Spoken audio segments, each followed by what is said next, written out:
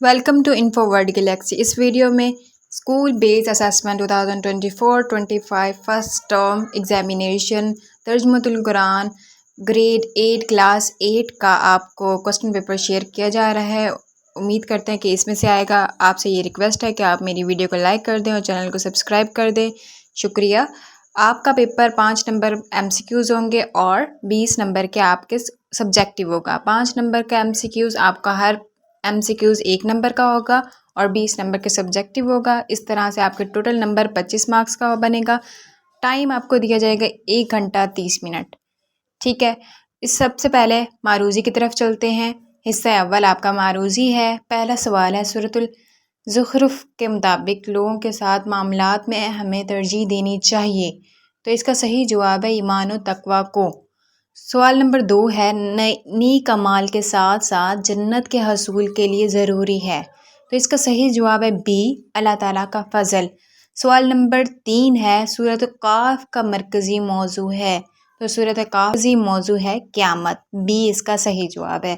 سوال نمبر 4 ہے، ملاقات کا ایک ادب یہ ہے کہ گفتگو کا آغاز کیا جائے، تو اس کا صحیح جواب ہے اے، سلام سے۔ سوال نمبر 5، وہ پہلی سورت جس میں آیت سجدہ نازل ہوئی، تو پہلی سورت سورۃ النجم ہے جس میں پہلی آیت سجدہ کی نازل ہوئی۔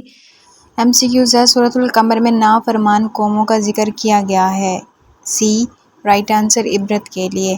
سوال نمبر 2، جبل موسیٰ کہا جاتا ہے، تو ہمیں پتہ ہے جبل موسیٰ کہا جاتا ہے کوہ نور کو۔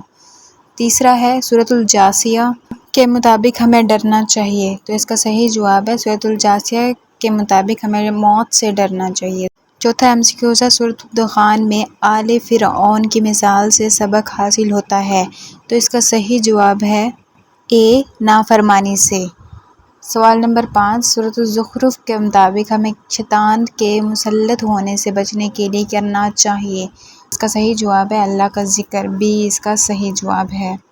یہ سارے ایم سی کیوز آپ نے اچھے سے کر لینے ہیں اور آپ نے کمنٹ سیکشن میں لازمی بتائیے گا کہ آپ کا پیپر اسی میں سے آیا ہے۔ حصہ دوم ہے، یہ سوالات آپ لوگوں نے کر لینے ہیں۔ پہلا سوال ہے آپ کا یہ آیات، ان آیات کا آپ نے ترجمہ لکھنا ہے جو کہ آپ کے 5 نمبر کے ہوں گے اور آپ نے دونوں ہی کرنے ہوں گے۔ سوال نمبر 7 ہوگا آپ کا، درج ذیل سوالات کے مختصر جواب لکھیں۔ ان میں پہلا سوال ہے، سورۃ الدخان کے نزول کی اہم وجہ کیا تھی، یہ آپ کو 2 نمبر کا ہوگا، اور دوسرا آپ کا یہ آیات کا مفہوم بیان کریں، اس آیت کا مفہوم آپ بیان کر لیں گے۔ تھرڈ کوسٹن ہے، سورۃ الطور کا مرکزی موضوع کیا ہے، تو اس کا مرکزی موضوع بھی آپ دیکھ لیں، پڑھ لیجئے گا اچھے سے۔ اور ایک جو سوال نمبر 4 ہے، اس آیت کا بھی آپ نے ترجمہ یاد کر لینا ہے۔ سوال نمبر 5 ہے، سورۃ زخرف میں زمانہ جاہلیت کی کس وحشیانہ رسم کی مذمت بھی بیان کی گئی۔ یہ سارے کوسچن آپ کے 2 نمبر کے ہوں گے، یہ آپ نے اچھے سے یاد کر لینا ہے۔ ویڈیو اچھی لگی ہو تو ویڈیو کو لائک کر دیں، چینل کو سبسکرائب کر دیں۔ Thank you so much.